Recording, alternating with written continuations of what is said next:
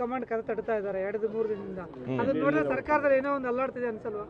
ಮೊದಲನೇ ದಿವಸದಿಂದ ಅಲ್ಲಾಡ್ತಾನೆ ಇದೆ. ಇದು ಎಲ್ಲಿ ದೃಢವಾಗಿದೆ ಹೇಳಿ?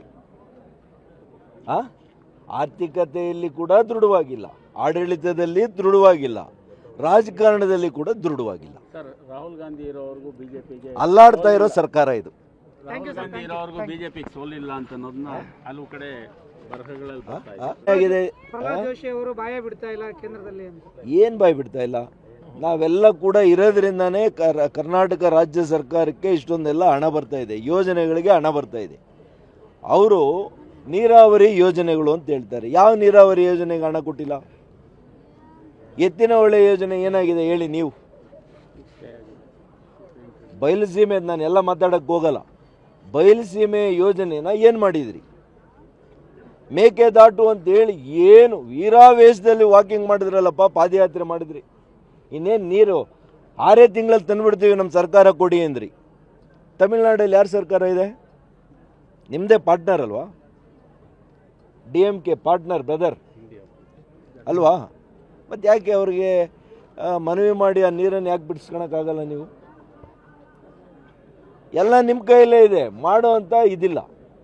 ಸುಮ್ಮನೆ ರಾಜಕಾರಣಕ್ಕೋಸ್ಕರ ಆ ತೆವಲಿಗೆ, ಚುನಾವಣೆಯಲ್ಲಿ ಗೆಲ್ಲಬೇಕು ಅನ್ನೋ ತೆವಲು ಏನಿತ್ತು ನಿಮಗೆ, ಅದಕ್ಕಷ್ಟೇ ನೀವು ಮೇಕೆದಾಟು ಮಾಡಿದ್ದು. ನಿಮ್ಮ ಹೃದಯದಲ್ಲಿಲ್ಲ. ಮೇಕೆದಾಟಿನ ನೀರನ್ನು ಕೊಡಬೇಕು ಅನ್ನೋದು ನಿಮ್ಮ ಹೃದಯದಲ್ಲಿಲ್ಲ. ಎತ್ತಿನ ಹೊಳೆ ನೀರನ್ನು ಬಯಲುಸೀಮೆ ನಮ್ಮ ಭಾಗದ ರೈತರಿಗೆ ಕೊಡಬೇಕು ಅನ್ನೋದು ಕೂಡ ನಿಮ್ಮ ಮನೆಯಲ್ಲಿ ಬರ್ದಿಲ್ಲ. ಸರ್, ಈಗ ಓಟ್ ಚೋರಿ ಮಾತ್ರ ನಡೆದಿಲ್ಲ, ದೊಡ್ಡ ವಿಪಕ್ಷಗಳು ಅದಕ್ಕೆ ಮೊನ್ನೆನೇ ಹೇಳ್ಬಿಟ್ಟಿದ್ದೀನಲ್ಲ ನಾನು, ಇವರು ಗೆದ್ದಾಗ ಪ್ರಜಾಪ್ರಭುತ್ವ ಗೆದ್ದಂಗೆ, ಪ್ರಜಾತಂತ್ರ ವ್ಯವಸ್ಥೆ ಉಳಿದಂಗೆ, ಸಂವಿಧಾನಕ್ಕೆ ಅರ್ಥ ಬಂದಂಗೆ. ಇವರು ಸೋತಾಗ ಮೋಸದಿಂದ ಸೋಲ್ತಾರೆ. ಇವರು ಇದನ್ನೇ ಹೇಳ್ತಾ ಇರ್ಬೇಕಿನ್ನ, ಜನರ ಮುಂದೆ ಇನ್ನೇನು ಹೇಳಕ್ಕೆ ಬರೋದಿಲ್ಲ. ಯಾಕೆಂದರೆ ಇವರು ಬರುವಂಥ ಎಲ್ಲ ಚುನಾವಣೆಗಳು ಡೆಪಾಸಿಟನ್ನು ಕಳ್ಕೊಳ್ತಾರೆ. ಸೋಲೋದಲ್ಲ, ಹಂಗಿಂಗೆ ಸೋಲಲ್ಲ, ಡೆಪಾಸಿಟ್ಸನ್ನು ಕೂಡ ಇವರು ಕಳ್ಕೊಳ್ತಾರೆ. ಈಗಾಗಲೇ ಈ ದೇಶದ ಜನರು ಪ್ರಬುದ್ಧರಾಗಿದ್ದಾರೆ. ಬಹುಶಃ ಕರ್ನಾಟಕದ ಜನತೆ ಕೂಡ ಇದನ್ನೆಲ್ಲ ಅರ್ಥ ಮಾಡ್ಕೊಂಡಿದೆ.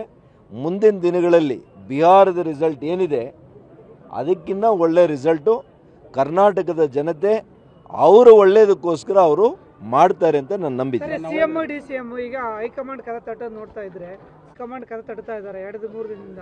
ಅದನ್ನ ನೋಡಿದ್ರೆ ಸರ್ಕಾರದಲ್ಲಿ ಏನೋ ಒಂದು ಅಲ್ಲಾಡ್ತಿದೆ ಅನ್ಸಲ್ವಾ?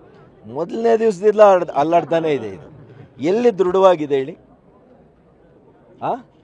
ಆರ್ಥಿಕತೆಯಲ್ಲಿ ಕೂಡ ದೃಢವಾಗಿಲ್ಲ, ಆಡಳಿತದಲ್ಲಿ ದೃಢವಾಗಿಲ್ಲ, ರಾಜಕಾರಣದಲ್ಲಿ ಕೂಡ ದೃಢವಾಗಿಲ್ಲ. ಸರ್, ರಾಹುಲ್ ಗಾಂಧಿ ಇರೋವರೆಗೂ ಬಿಜೆಪಿಗೆ ಅಲ್ಲಾಡ್ತಾ ಇರೋ ಸರ್ಕಾರ ಇದು.